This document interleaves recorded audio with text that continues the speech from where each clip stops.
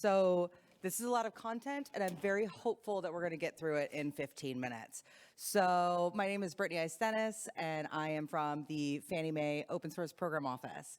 So we're going to be talking about the Clean Dependency Project, and I really like the concept of born of hard times because we have been dealing with it since, forever.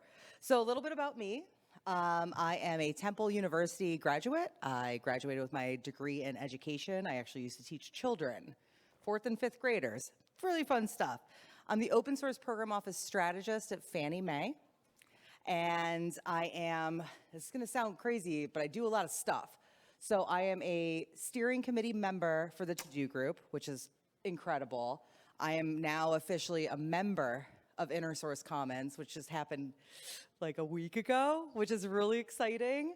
I'm also the co-chair for the FINOS Open Source Readiness Special Interest Group, as well as the FINOS InnerSource Special Interest Group. So if you're in regulated industries, let's talk. Also, I'm from Cleveland. I am a Cleveland Browns season ticket holder. My life is a little bit rough, but go Browns. And I'm not a Deshaun Watson fan, but it is what it is. It's what I'm stuck with. It's like either that or Flacco. Anyway, I digress. Okay, and I'm also an avid pinball player. I love pinball. If you want to talk about pinball, we can talk about it. All right, so first and foremost, who is Fannie Mae? We do not curate student loans. If one more person tells me, my student loan's through you, I'll be like, no, it's not, and your company was sued. It's not. Basically, we provide liquidity to the mortgage market, and we secure the mortgages with the bundles from banks. So if anybody's a Simpsons fan here, raise your hands, i.e. the Conan O'Brien era, but season 9, called Reality Bites. Marge was going to be a real estate agent, and Fannie Mae was in a jingle that she wrote, we back your banks, right? We buy the mortgages from the banks to make sure that you are secure. So that is who Fannie Mae is. So the goal of this session, the Clean Dependency Project was an idea being aimed against the reactive mindset of vulnerability management, right? We didn't see the Log4Shell incident coming, or realistically, did we? Right? I think we did. And so in this talk, I really want to talk about how vulnerabilities are here to stay. All of the ridiculous mismatched practices that we have had, I don't think the session is recorded, but if it is, it is what it is. We've had mismatched practices, right? And the reactive to active mindset. I don't like saying proactive because proactive is not really a word. Just want to say active. What is the Clean Dependency Project? Where we are going and the call to action, right? So vulnerabilities in code, it affects every aspect of software development. And now that I do work in a financial services space, I've learned the intense reasoning on risk, being risk adverse, and how important these things are to be moving into the development space. Now, as we can see, I'm not gonna name what happened back in 2020, but a lot of our lives changed back then. All of a sudden, we're pouring through spreadsheets, we're figuring out where our tech stack lays. We're just like, what is happening? We don't know. Teams were paused and halted on innovation. Why? Honestly, the rise of the SBOM came, which is fantastic, but what are we doing with that SBOM? And at the end of it all, 80% of everything that we develop roughly within your companies involves open source and open source libraries. And our maintainer community, they actually need the support. And one of the interesting facts that I learned back when I started at Fannie Mae, so this was almost 3 years ago, that OpenSSL is being consumed over 1 billion times and being ran by 18 maintainers. How is that sustainable? It's not. Absolutely not. And even Kubernetes right now, they are looking for help. They're looking for maintainers. And people are getting burnt out. Look at what just happened 2 weeks ago, right? There are bad actors out there. It happens. So how do we get on top of it? So going back to, whoops, right? We have taken a reactive mindset. We have just developed and we're trying to push content out there as fast as we can, and we are just trying to do what the stakeholders are telling us to do. We have an OKR, we have to meet it. Are we developing smarter? I don't think so. Because now all of a sudden, we have to react to what we've pushed out there. And we're relying on these open source libraries and just develop on top of them without fear. Well, I love open source. I'm an open source strategist. This is important to me. I believe in open source. But we still have to be mindful of the things that we're doing, right? And so now think about right now, if you were faced with a 0-day situation, have you done your tabletop exercises? Are you ready to go? Do you know what's going to be happening in your tech stock? Tech stack and stock, of course, right? Do you know? And so what are we going to do? Well, fortunately, I work at an open source program office that is thinking about these things. We are innovating in a way that we can to benefit our maintainers, our developers, and our technologists, but we also don't want to continue to take, we want to give back.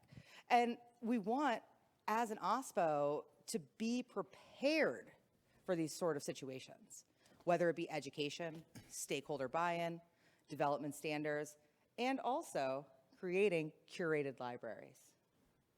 You're a brand new engineer into a huge company, and you're like, oh, I have this goal and I have to meet it. Where do I get my content? Well, we want to provide you with that place. So one of the things that we were looking towards is going upstream for a solution. So we developed the Clean Dependency Project back in 2022, right? We want to use the open source concept to bring internally of the needed packages. We want to be able to trust them, right? We actually have one of the original Clean Dependency Project maintainers in this room, which is very exciting. I'm not going to point him out. He's a really nice person. And so we want to manage these vulnerabilities through data materialization and deserialization. And we thought, well, we could release these patches and reduce the risk of the surface area that they're hitting, right? It's not much. We're a small team, but we were able to do some things. And honestly, what I'm about to share with you is not the most exciting open source project, but it's pragmatic and it's practical. So what are we doing? The Clean Dependency Project. We're leveraging in-house this concept of golden patches through inner source. Is everyone familiar with inner source? Awesome, that's good. Inner source, principles open source, behind the firewall. If you don't know more, I'm going to talk about that in a couple days. It'll be good. But we wanted to be able to develop in the open as a financial industry, as a financial company, develop into the open and release these patches so everyone can consume them. What we could have done is fix these patches and kept them in-house and hid them behind and be like, no, these are ours. No, that doesn't make any sense. That's not fair. So we release these patches into the open. And so they're not really clean per se, but we were able to release 3 patches, right? And they essentially reduce the core runtime for the susceptibility of the attacks, and it's important. So what we did, so we introduced safe pickling, and I really just like saying that. It's just like, woo, we implemented safe pickling, and we were able to push this patch upstream to PyPy and Maven Central. It can be consumed by anyone. We also were able to produce 2 snake YAML patches. I'm only going to talk about one today, but we were able to take an unsafe constructor and make sure that it was disabled, and we were able to untoggle the unsafe features. So that allows the developer to give them more control over what they are working on. And what we were able to do is push these back upstream into the CDP, and they are currently waiting for the larger projects to consume them if they want them, right? They are the concept of perceived vulnerabilities. But what we were able to do is we were able to remediate 500 vulnerabilities in our company alone, which is huge, which is, I think, absolutely amazing. So basically, we know it worked for us. And so this is where the call to action comes in, right? So what I'm going to show you, this is not like as all of us that give presentations, we do run out of time to create the presentations because, you know, we have our other jobs too. But we want to add more in here, right? We want to add in Node.js. We want to work more on Pandas. We want to work more on Snake YAML.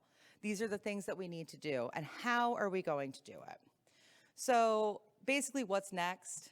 Whoop. Yeah, I might have clicked the button twice. So we want to get the Clean Dependency Project incubated into the OpenSSF, right? That's our goal. That's our goal. But here's where it comes in. And I know that Dana's in the audience and everyone's like, Brittany, when are you going to file for the TAC? I'm working on it, man, I swear. But we want to see if we can get more community bought in. If we're going to make the case for an incubation into a foundation, we need more testing, right? We're in the process of gathering people from across all industries, all communities to help us work on that. But right now we are just a small team and we cannot do it alone. And so if you're interested, one of the things, like the easiest thing that we can do is we want teams to try these patches and see if they actually work. And if they don't, let us know and we can continue to work on them. We want teams to actually meet with us and provide more libraries that they would like to work on. And that would be super exciting. And what we're hoping for is that realistically, once we have more people trying the work that we've done and adding to it, we want to prove the case for OpenSSF because this is a community that we truly do believe in. And we want to make sure that there are eyes onto this. And so if you want to contribute, that's the repo. And I think I was able to get this done within 15 minutes. So I'm going to say thank you. And this is a picture that my neighbor took for the total solar eclipse. This is a real photo that happened the 8th. I was too busy just looking up like, whoa. But it was the craziest thing I've ever seen in my entire life. And yeah, just figured I'd share that with all of you. And then of course, obligatory pet pics. And I think, do we have time for questions or no? So did you laugh or cry? It was a little bit of column A and column B. It was more of like everybody being like, whoa, you know? That was kind of it, yes. Brittany, I'm going to ask a very naive question. Sure. Can you help me appreciate the difference between Clean Dependency Project and direct outreach through established CBD channels? Exactly. What's the difference? There is no difference. We're looking for sponsorship to partner with these folks. I did not want to name people outright within this presentation, right? We're looking for people that are actually doing the direct to working, and also directly working with the maintainers. Yes, we are trying that too. So all of the patches, yes, we are using forks. All of the patches we are pushing upstream. These are served as temporary solutions until teams and app squads can potentially get their upgraded versions. This is not meant to be forever. This is supposed to be iterative. And this is for publicly identified Yep. known vulns without patches. Exactly. 100%. Yeah, I mean, we're trying. We're doing something, like I said, it's not the most exciting, but it is practical. Yeah, well, want to talk license compliance? Hi-yo. Anyone else? Yes. What inspired your upper management to support your OSPO initiatives? Has it been a smooth ascension or has it had its ups and downs? Insights to share? Yes, I will be sharing a lot of those insights on Wednesday. Yes, I will. This is part 1 of 2. This is just talking about one facet of a larger talk that I'm going to give. And I will say this for regulated industries, we are very fortunate.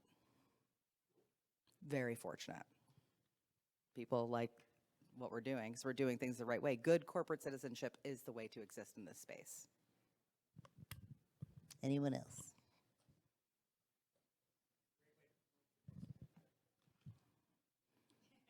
I didn't even mean to do that. I really didn't. All right. Well, that's all I have. Thank you.